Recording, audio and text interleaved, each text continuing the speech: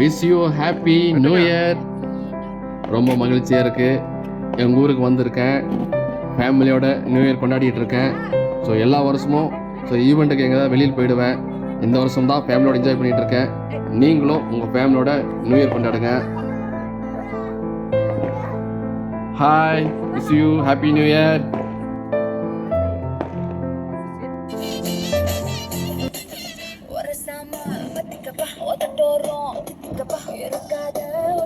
மின்னல் மீசை யூடியூப் சேனலை லைக் பண்ணுங்க, ஷேர் பண்ணுங்க, கமெண்ட் பண்ணுங்க, மறக்காம பெல் பட்டனை பிரஸ் பண்ணிருங்க.